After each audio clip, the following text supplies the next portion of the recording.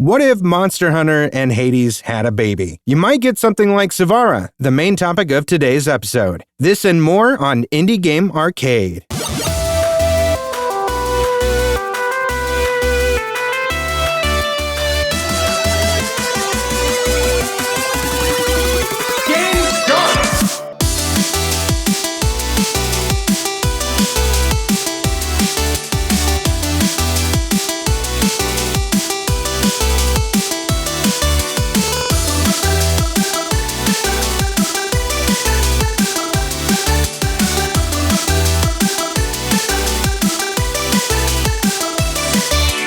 Welcome to Indie Game Arcade, a podcast that deep dives into the latest and greatest indie games. My name is Chris. I'm Joseph. Hey, you're back! Oh man, barely. Yeah, we thought you were dead. We thought we'd never hear from you again. But here you are. I feel like I've just been so out of the loop for so many weeks now. I haven't even really gotten to play a video game for multiple weeks, and that hurt my soul. This was like the first week you've gotten to play anything since your moving escapade started. That's and true. You moved, and then you immediately had to move again. Yeah. And so I didn't really have time to play games, period, because things just weren't hooked up. And then I was going through all the stress of moving, which is the worst thing ever. I hate moving. I always will. Moving is the worst. And like I finally had everything hooked up, and then it's just been busy doing other things. So it wasn't really until late this week I got to step into anything. And even that was just so short. I feel so casual right now, such a casual gamer, and that hurts me. You're a casual now. Hey, welcome. My nightmare. Out of the two of us, I've always been more the casual. But like, I'm playing way more games lately than I used to. So like, we've like reversed it. So now I need to flaunt it as much as I can. Well, you're a non-casual in the sense that you play a lot of games. You just don't play the harder games. That's where I still have to jump in and play, the tough stuff. One of these days, one day, I'm going to find one specific game that is incredibly difficult. And I'm going to just perfect that one game and be the best at it, just to like have something to really throw a loop and everything, you should just to be different. Make it Dark Souls 2. Yeah, I'll just be an expert at Dark Souls 2, but terrible at any other Dark Souls or Souls-like game. Like new Elden Ring DLC coming out. Nope, I'm awful at it. Like I can't even get past the first area. Nope. Oh yeah, I forgot that's coming out soon. That Night Realm or something. Night Rain. Yeah. Night Rain. Yeah, really soon. Just a few weeks, I think. But we're here to talk about indie games, and the one we're talking about, starting off the top, is Savara.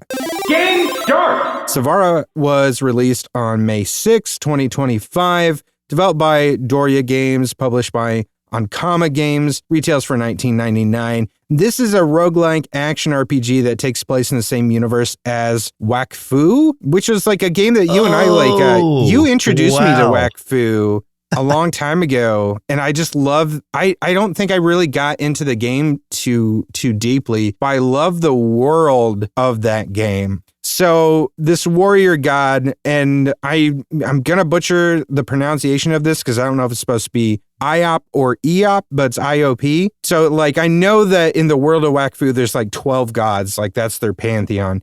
He's the warrior god. He's holding a festival for like all these warriors to kind of like test themselves against a variety of like enemies and monsters. I don't know. I'm not entirely sure what the purpose of it is, unless it's just to celebrate him as the warrior god. But like, that's kind of like how this game is set up. And you are playing as Savara, who is this woman that's trying to kind of test her mettle within this festival here. And as far as like the gameplay mechanics and everything, and I know that you're going to get farther into that, definitely has some influence from Hades as far as like style and everything. I mean, I think that's probably the first thing people would think of when they see this game being played. But also a lot from Monster Hunter and some Souls-likes influence as well, with everything having to kind of be, depending on stamina and everything, which I have seen cause quite a bit of, I don't want to say a lot, but the negative reviews that I have read about this I can tell are from people that don't like Souls-like games, and it's the ones that are very much like wanting this to be a Hades clone, and they're just like, I have to keep waiting. I don't want to wait to take these enemies down. I don't understand. Like, this is so slow. And it's like stuff like that. But I think it's a very interesting mashup of some of these ideas and mechanics. So why don't you go ahead and take it away and tell us about how this game plays out? Yeah, so that's interesting to hear that it is from the Wakfu universe, because that is also a French created, like, it's not an anime at that point, but it like anime influenced, like French property. And then you've got Expedition 33, which is a French created thing. So it's like, yes, the French are just huge. Like coming back in a big way. I don't know. They're having a new revolution right now. Yeah. This is we thought the French, the next time they'd have a revolution, would be another physical battle, more beheadings. No, they're just coming for our indie games. That's what they're doing. They're just taking over the market right now. Apparently. I mean, I don't know how well this game is doing, Savara. I've even tried to look up some reviews of it, but I couldn't really find any like real, I don't know, like distinctive reviews. So I'm not sure what the general take of this is. It's got a very positive rating right now, but only like 163 people have like reviewed it, which is not nothing, but it's also like very small related to or compared to some of these other games. Mechanically, like you said, it does play in the like isometric view in the same way that Hades does. But when I hear these comparisons to Hades, I mean, it's only really in the perspective and somewhat in the way that doors. You are developing powers via the doors. Yeah. But aside from that, like, you don't go in expecting it to play like Hades. Obviously, the stamina bar makes it a lot more like a Souls-like in that fashion. And then you've also got the monster parts that make it part Monster Hunter in that way. So it really is an interesting combination of all those things. Sort of a jack of all trades, master of none when talking about those three games. But I'm not saying that as a negative thing. I'm just saying that it is mixing all those things very well in the sense that you have to get used to that sort of combat. And as someone who loves Souls-like games and comes from that just in general, that's what I expect when I play games as a stamina bar. This doesn't bother me. It makes it very interesting tactically because this is the first game that I remember playing in a long time, if not ever, that has really influenced me to switch weapons constantly. You've got your main weapon and your secondary weapon, or, just your first weapon and second weapon.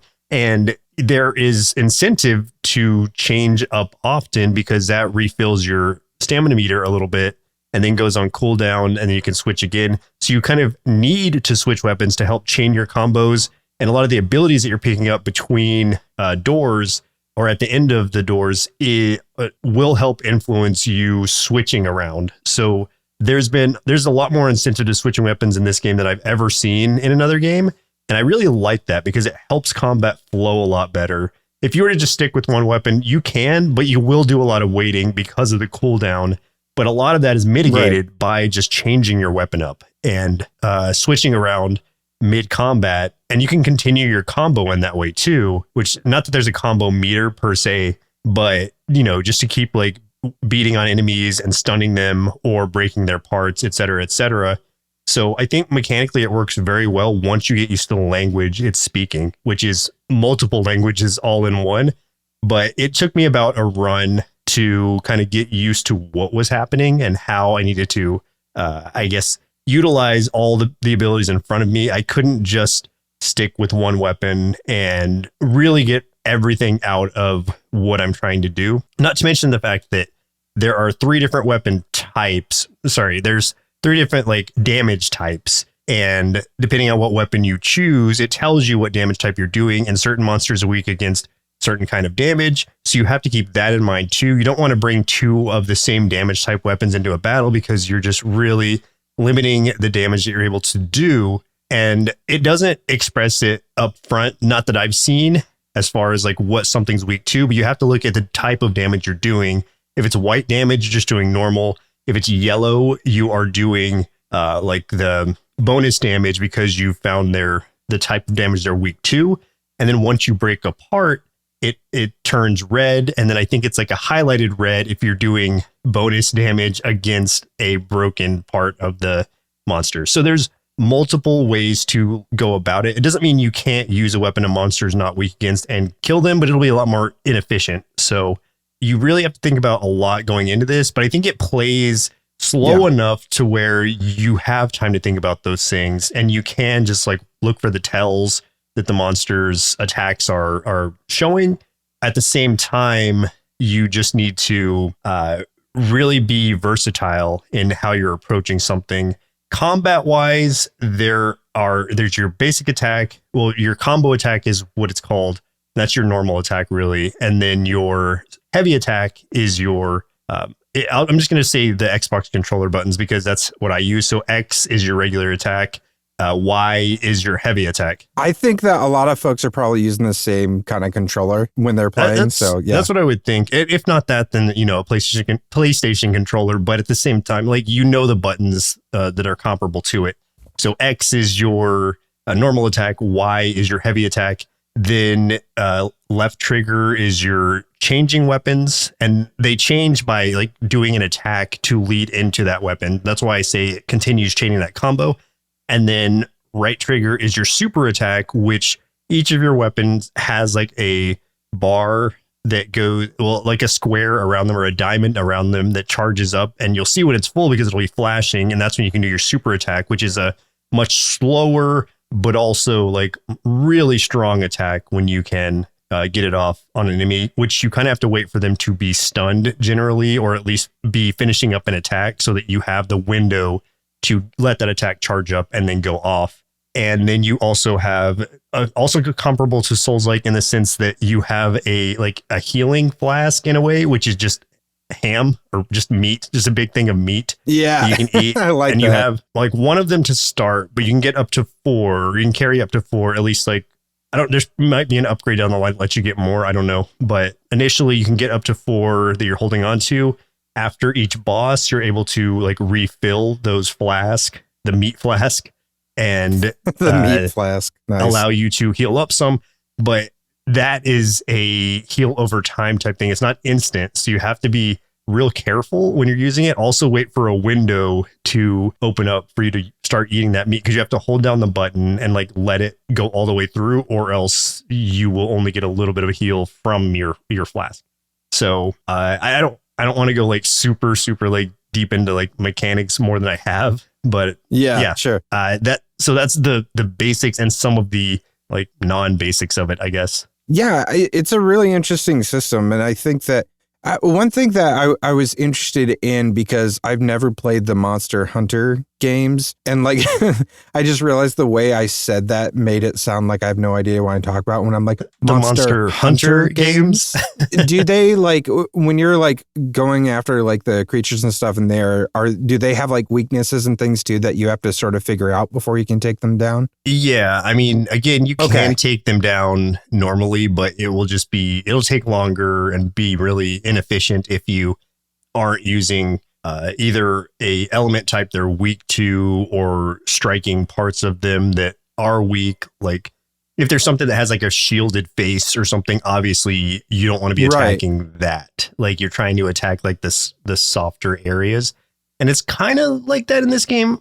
It's a little harder to tell like exactly where, you know, weak points are, at least visually, at least initially. Like I haven't fully learned the language of the game yet, but generally, as long as you're just kind of swinging around, you're hitting pretty much all over the monster, and you will break something eventually.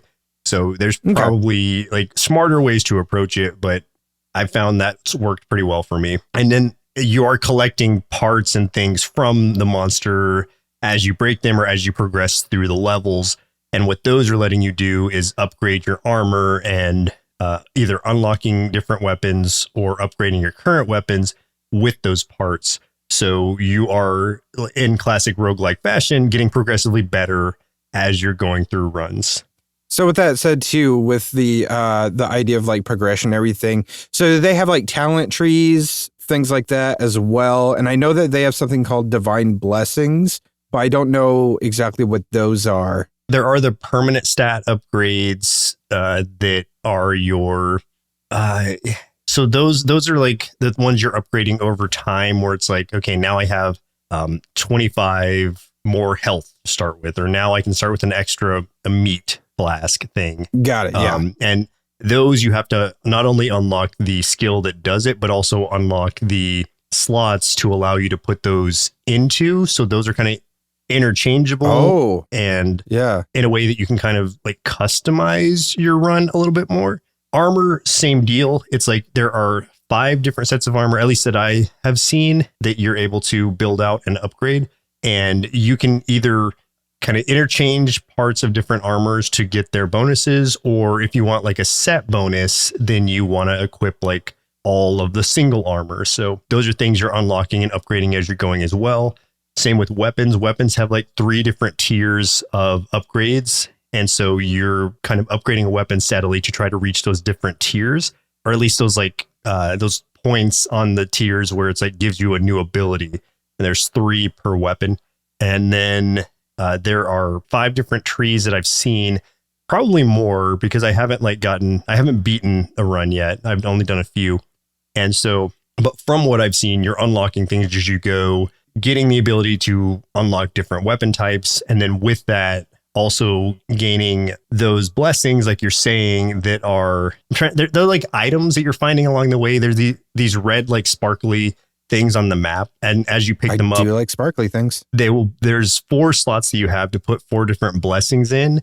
And those will be things like, one of them was like a beer mug.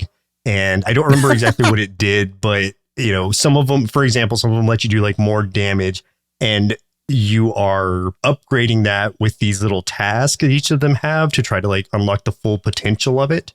So there's a lot going on here. And I know like it sounds kind of jumbled when I'm talking about it. It's really a lot simpler than I'm probably explaining it, but there are just a lot of different ways you can customize your run, or at least power yourself up to be more prepared on the following run.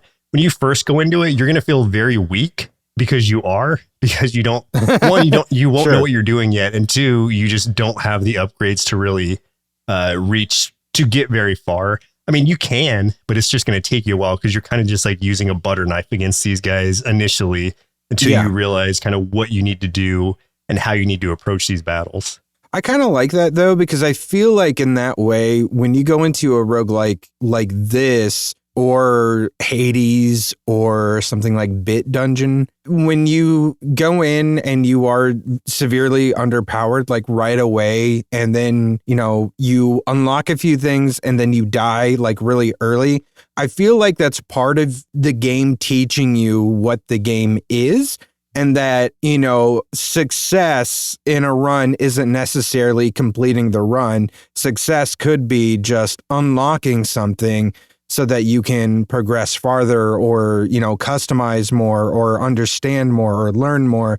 And so that, like, you know, losing or dying or whatever and having to start over isn't necessarily like a failure, because like that is what the game is, trying more runs and experimenting. I know some people get a little bogged down by like feeling overwhelmed like right off the bat in a game like this, but I think that's actually like the way to go. I think when it comes to roguelikes, you're 100% right. Like that is how they should play. You should feel a little bit underpowered on your first run. If every roguelike had you winning a run the very first time you tried it, like that would get pretty stale pretty fast. You need to have that sense of progression. That is really the name of the game with roguelikes in general. So the more you go through it, not only the more used to the combat or whatever scenario you'll get, but also you will steadily become more powerful and able to take on these enemies that you thought completely unbeatable at first. And there's just a real satisfaction to that. In the same way that any kind of Souls-like game, it's like you have to throw yourself at these bosses multiple times before you can kind of get used to the rhythm of it. And then it becomes like really like a great time and completely rewarding to finally overcome these challenges. And that's what I like about any game, and why roguelikes are really appealing to me in general. Like, yeah, this is really hard starting off, but it should be, because you need to get used to it. You need to get on its level and then try to overcome this challenge. And I think this is so far has been a really fun game that has allowed me to start getting used to that and getting better each run. And that's where I don't have anything negative to say about it necessarily. Although I will point out that camera angle wise, and this is not related to gameplay, this is just sometimes the camera, and there's this one boss specifically, this giant wolf boss that he sends, once he goes into his secondary form, he will start sending like this wave of wolves after you. Anyone who's gotten there will know what I'm talking about. And sometimes the camera is like panned in a way where you can't really see where they're coming from, and you're sort of at the edge of the camera. And it is so hard to dodge some of these wolves because you don't know they're going to even be coming from that side until they are right on your ass. And dodging it at that point is not a skill issue as much as it is just this camera angle is not great sometimes, the way that it locks into place in that specific attack. I haven't really faced any other issues with the camera outside of that, but that one attack from that one boss is just what I will warn you about. I wish that they had it, they would centralize the camera in a way when that attack started so that you could see what was happening. That's been the only thing I faced, and that's happened just about every time I fought that boss. So it's not just a weird bug or anything. It's a constant thing. Yeah. So if I had any criticisms, it would be just to please fix the camera angle in that specific battle. And that's such a small, minute complaint, but it is something that I think people will notice, and they will probably be talking about. Yeah, I can see that, because that's a frustrating thing, because it's that's adding a bit of difficulty that isn't it's an unfair kind of difficulty where it's cheap because it doesn't feel like it's supposed to be there. Yeah. It doesn't come down to skill or anything. So no, that's not there to challenge you. That's there as to annoy you. An annoying oversight, basically. So it's unless I just happen to have been at the weirdest angle each time I fought that boss, then it's I don't know, man. Please just make that particular thing a little bit better, or zoom out or something. I don't know what the solve is for it, other than just fix that camera angle when that attack starts. You're in the one exact spot every time where the camera pans that direction. Maybe. And other place. Yeah. I know. Maybe people will be I don't know what you're talking about. This is the easiest I never had that happen. Ever. Yeah. No, I one-shotted that guy, man. That was easy. Yeah. I didn't even have to look at him. I'm half expecting that. So that's why I'm not saying that as a big complaint against the game or the camera in general. It's just that one spot I wish that were fixed. I will say the blessings, I misspoke, because the blessings that we were talking about earlier, that is just the god powers that you're given in a Hades way from the rooms, where it's okay, now sure. This is my overpower or whatever the particular thing is. You're not getting them from different gods, but they are just different attack types that you can kind of start getting more of the same in a run to kind of help them stack on each other. What I was talking about with the equipable things is badges. So you have talents and badges. Talents are the ones that you are unlocking, and that's the kind of perma-stat upgrades you're getting. And then badges are the ones you can equip for initially to upgrade, that allow you to have kind of customizable upgrades. I'm looking at one, the Lupine Ring, and that's when you beat the wolf boss, where enemies do 2.5% less damage for each of their broken parts. And that is just what this item does when it's equipped to you from that point forward.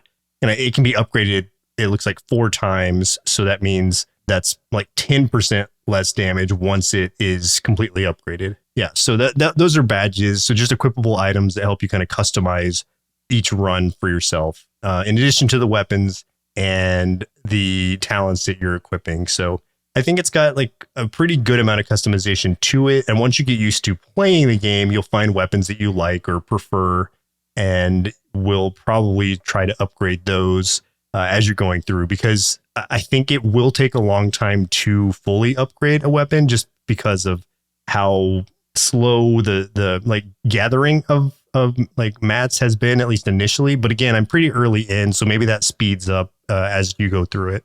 I do like the amount of customization it sounds like it has. I want to preface real quick that I haven't gotten to play it. I had to watch someone to play it, specifically because for whatever reason, and I don't know if I'm assuming you had no trouble because you have a super souped up PC at this point.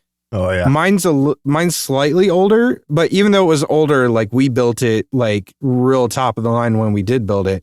But like for whatever reason, my PC cannot get this game to run correctly. I don't know if it's like just super resource heavy or what. But what's weird though is like when we were talking earlier, you brought up Clair Obscur. I run that no problem. Like I have no problems running that one. But Savara, which I would think would not be nearly as intensive as something like Clair Obscur. Like I can't run it. It's just lag. Oh, but, weird. Which is too bad because it looks gorgeous. Like the artwork had me wishlist this thing. Like I think I saw this during the last Next Fest and had it on there from there because like the artwork is gorgeous, which makes sense because the Wakfu stuff has art that was really appealing to me as well. Really, so the moment that you see the art, you're gonna be like, "This reminds me of Wakfu," and there's a reason for that.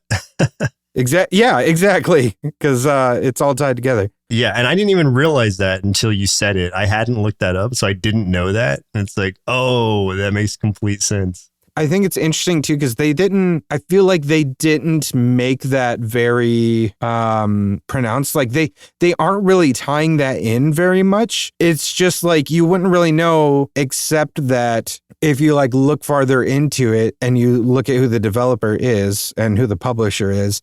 And then you look at like specifically that the god of this game that's putting this thing on is the warrior god in Wakfu. It's like, oh shit. Okay. Yeah, it's all the same universe, but like they're not like making some huge callback to it or anything, which I think is really interesting. Like, I don't know, if it were me, I'd be like, hey, yeah, check this out. Like, go check out my other game too, But I don't know, that's cool. I do kind of wonder if that might also be like why it's not gotten a lot of attention yet, because that's not apparent. I mean, I don't know how like popular like Wakfu is generally. So maybe that wouldn't make a huge difference, but I think like I would have been more likely to approach this earlier had I known that, just because I'm familiar with that property. Oh, really? Okay. So yeah, that would have been more incentive for you. Yeah, at least to like check it out and like look into it more. Like to me, this was just like a random like roguelike. I just liked some of the aspects of it just from what I had looked at. So I was like, yeah, I'll check it out. It looks pretty cool. And yeah, not until literally right now did I find out that it was connected to Wakfu, because I don't think they mentioned that anywhere as far as I've seen so far. No, they really don't. Like I learned that doing just some deep diving and everything through the lore of the game. So wow. Yeah. Do you think this is one you're going to dive more into? Yeah, definitely. I'm liking what I'm experiencing so far. And it's kind of like fun coming back into gaming after weeks of not doing it and playing one that's kind of a fair challenge like this, because it feels like, okay, now I'm like getting right back into it. And hell yeah. I appreciate the balancing of the stamina and the different customizations that you have. And then the bosses have been interesting so far. I want to at least beat a run, see what happens after that, because like with any roguelike, that's never the end. Beating a run is sometimes the beginning of a game instead. And so it's like, okay, I got to see what else they have in store for me. And at that point, that's when I'll decide how deeply I want to dive into it, or if I'm good with just like beating one run, So until that time, like I would recommend people give this a shot. If you're a fan of any of those three games, Hades, any Souls-like game, and Monster Hunter, I think you'll find something to like about this. And if you're a fan of all three, hey, this is going to be great for you. Yeah, just don't go in thinking this is going to be like a Hades clone thing. I guess it would probably be more like, think of it as like, what if Monster Hunter was an ARPG in the vein of Hades? Well, yeah, because Monster Hunter also is big on stamina and such. So yeah, take the Hades aspect out of it, except for visually and the whole door choice thing. Combat wise, you're going to feel more at home if you're comfortable with Monster Hunter and Souls-like games. There you go. You heard it there from our returned boy, our golden son who's come back. Power up! Hey, if you're enjoying this episode so far, do us a favor, throw us a like, a follow, share this episode or the podcast with folks who love indie games so we can get more of these game recommendations out there and support indie game devs. We also have a YouTube channel at youtube.com/nerdsloth where you can catch us playing more indie games or check out our top 5 and top 10 series for even more indie game recommendations, because we believe there's an indie game out there for everyone. Combo! Let's talk about other games we've been playing this week. I think your list is going to be a 0 because I'm pretty sure pretty small. You've only been playing Savara. But I will say that I really want to get into Expedition 33. I'm very excited about that game. Please. I held off on talking too deep into it specifically so we could talk about it together. Have you beaten it yet? No, I haven't. I haven't beaten it. I need to talk about this game though. Like it's a need. It's a need. But like we'll give everyone a break because like every single goddamn video game podcast is talking about Clair Obscur or has been the last couple of weeks. So you know what? You guys get a break for a little bit. We'll come at it like way late. So you'll think, oh, finally, I'm done hearing about it. And then we'll be like, hey, guess what? Viva la France. Here's Clair Obscur. I'm going to get a baguette. This was our offering to the French Revolution, who's playing this game and presenting it to you. Yeah, we played this instead. But yeah, we'll be swinging baguettes, all kinds of shit. It'll be a good time. We'll get into that. I'll be wearing a striped swimsuit, full body swimsuit. It's going to be good. That'll make sense for you later, I think. If you find it, you'll see what I mean. I'm going to talk about one of the games I've been playing. This is one called Drop Duchy. This released on May 5th, 2025 from Sleepy Mill Studio. This is deck building meets tower defense meets Tetris. Have you seen this game, Joseph? No, let me look it up. It's so strange and it looks so weird, but it's so interesting. So what you're doing is you are building your realm, your kingdom in like a medievalish kind of way by strategically placing these shapes and stuff like tiles that look like Tetris blocks. And on those pieces, you have different terrains and buildings. So it might be like grassy, or it might be like forest, or, it might just be one with a building on it and stuff. The blocks are drawn between rounds from a customizable deck of cards. So you get to like choose different cards and things, kind of, like a roguelike deck builder. But when you are doing a round, you are dropping the pieces in, Tetris-like. And as you're doing so, you might get like some planes, and then you might have a farm building that you drop in. And you want to strategically place that farm building next to the planes so the farm can turn those into farmland, which gives you resources. The reason that you want those is because you are also placing enemy troop locations, which are on some of those blocks as well as your own troop locations. So you might have like guard towers or forts. And once all of the little Tetris blocks are placed, then you have like a battle. And it is like an auto battler kind of thing, but you are kind of like pointing your troops on where to go. So like which areas to attack and everything. The big thing is really like the more resources you can gather, then the more troops you will get to your side. So that's why you want to be really strategic about how you want to drop these things. You want the farm to be able to harvest those plains. You want to be able to, the woodcutter folks or whatever, to harvest like the trees and everything. So you can gather more resources. The more resources you get, will get more troops to come to your tower, come to your barracks. And then those resources get spent after the round is over if you survive, which basically like if you win the battle, it's whoever has more troops left over by the end, because one side's going to get wiped out. So once like a round of the building placement, the blocks and everything is over, the fight's over, that's when you go into kind of like the selection mode, and then you are like doing upgrades to upgrade some of your cards. You are buying more cards, and you're using those resources to kind of make all your purchases and everything.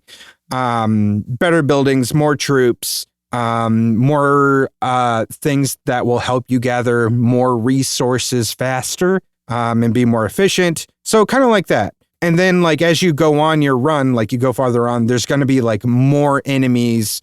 Like they're going to be increasing over time as well. So it just keeps like escalating and escalating. It's such a fascinating idea. Like the idea of this being mixed with Tetris is so fascinating to me. It's like something I never would have thought of. And when you say Tetris, like it is literally Tetris pieces as I'm looking at like the shapes, like the classic shapes that you think of. Yeah, exactly. Like because I'm watching like a video of it, and it looks really cool. Like I'm surprised I'd not heard of it, but I'm glad that it looks like it's doing very well. 647 very positive reviews. Yeah, it was a lot of fun, man. It's definitely one of those that you could spend a ton of time in. I could see myself getting lost in this game for a while, especially because it's a roguelike. I mean, I just love too when like people take ideas and then build upon them and then make something new and fresh. Yeah. Tetris is one I never expected for someone to do, you know? Yeah, like I love Tetris just as is, but I didn't really expect anyone to have any sort of different take on Tetris, at least nothing that would interest me in this way. But it's like, oh, you made Tetris a roguelike and a little city builder. All right, cool. That's really refreshing and an interesting way to intertwine all those worlds. Oh man, I'm really trying to remember. What is that game where you could like customize? Oh, Diceomancer. I just remembered. Like that reminds me of just how interesting that game was for a similar reason, just because it is so many different ideas thrown together in a weird way. And it was just such a unique experience that I really sunk a lot of hours into that. And this is one that I could see myself getting lost in as well. It might be a blind pickup for me, even not having played the demo. Like as I'm looking at it, I already added it to my cart. So I may, before the end of this episode, be purchasing it. It'll be, what was the game that happened before where we were talking about something and then you had bought it before we even finished recording the episode? Oh man. I can't remember what game that was. It could be multiple games. I don't know. Sometimes like you will just spark my interest with something you're talking about that is just out of my regular wheelhouse of games. Oh, it was Haste. It was Haste Broken Worlds. That's right. Oh man. Yeah. I've been having a lot of fun with that actually. Yeah. Before we even finished talking about it, like, cause I was telling you about it, you had already bought it and it just like, we didn't even finish the episode yet. We're still recording. Yeah. That's good stuff. So it's going to be another one of those. Final round. Let's talk about games that we're excited about that are coming up. I've got two I want to mention real quick. One is called Nubs Arena, which releases on the 15th, which I think that means it'll be out by the time this comes out. Let me check my dates here. Nope. By the time this comes out, it'll be out tomorrow. So get ready for Nubs Arena. This is a crazy multiplayer brawl that kind of reminds me of if like Castle Crashers pitted you against your friends in the way of something like Duck Game. If anyone remembers Duck Game, which was such a fun time. The art of this is just fantastic looking. It looks just like pure chaos and fun. If you can get a few friends together and play this, just a big multiplayer battle arena style game and just looks nuts. Yeah, that does look pretty crazy. Last Nub Standing. Yeah. I love the name too. Just Nubs. That's just cute. The other one is Nitro Express. I think you'd be pretty interested in this one as well. We'll see. This one releases on May 19th. This is a 2D run and gun in the way of something like Metal Slug, but with a very like pixel art anime style, starring like these anime girls. It looks super cute, but also just packed full of action. It just looks like it would be a ton of fun to play. Everything just looks completely wild. Lots of explosions. The pixel art looks really, really good. Just looks completely wild. Like if you were a fan of Metal Slug and, foregoing Metal Slug Tactics, because very different, mechanics and everything there. But the original Metal Slug style of games, like this looks like definitely some kind of spiritual successor to that. Yeah, that does look really cool. I'm checking it out now. On the wish list. Yeah, is this going to end up in the cart too before we get out of here? There's one I wanted to mention, but it's already out, but I haven't picked it up yet. I probably will be though. It's called Kiborg. And I've heard of this. Yeah, so it's like a beat 'em up action roguelike with combat like Arkham City or just like the Arkham games, period, where you are this like, I guess, cyborg guy you've got all these cybernetic implants that you're upgrading and whatnot as you go through runs. You're fighting off all these enemies in the same kind of like chaining off combo style in those Batman games. But there's also this guy's not afraid to use guns either. So there's a lot of different ways that it looks like you can approach combat. It kind of takes you from room to room going through these fights. It feels sort of like a tournament type thing, but I'm not sure exactly what it is. You might just be trying to escape something, but just from the videos I've seen on it, or the video I've seen on it, because I just literally learned about it yesterday, I am very excited for the way that it looks, because I love that type of rhythm combat that those games offer. Yeah, I gotta say, like the Arkham Asylum style fighting mechanics, I think probably some of the best, if not the best, or like, you know, the most fluid I've ever experienced in my entire life. And I wish more games would adopt that. I don't care if it's indie or AAA or whatever. It's just the fluidity of that is completely unmatched. And I don't think that it makes it over into other games nearly enough. It's just so satisfying. And I guess more recently, the Spider-Man games or the Miles Morales game, same type of combat as that. You're probably not going to be as agile and swinging around, but you are still doing the same sort of dodge and chaining from enemy to enemy, except this time you can use a rocket launcher or rocket fist or whatever. And so it looks really cool. Graphics look nice. So I don't know. That's one I'll probably pick up. I would love to rocket fist someone. That sounds so much fun. Or weirdly like a euphemism. I don't know. But April 30th is when that game came out. So pretty recent still. Okay. Yeah. One I will update you here if I do end up playing it. Game over. Well, if you had a good time listening to this episode, stick around for the bumper to learn about how you can support the show and all the other things we do here at Sloth Creative. You can also check the show notes for our link tree. That'll take you to our social media, Discord, subreddit, merch store, tons of other cool stuff. But get in touch with us, let us know what indie games you're playing, and help us elevate these games so we can help support indie developers. But that's game over for us. My name's Chris. I'm Joseph. And we'll continue on the next episode. Continue. Indie Game Arcade is recorded and produced by Sloth Creative. If you're looking for more gaming content, head over to youtube.com/nerdsloth for indie game let's plays and recommendations. If you'd like to support the show, head over to patreon.com/nerdsloth, where you can select a pledge and receive access to hundreds of hours of bonus content from everything at Sloth Creative. If you're an indie game developer and would like us to review your game or explore other opportunities, send an email to nerdslothcreative@gmail.com with the subject line Indie Game Arcade. Thanks for listening, and keep supporting indie game devs.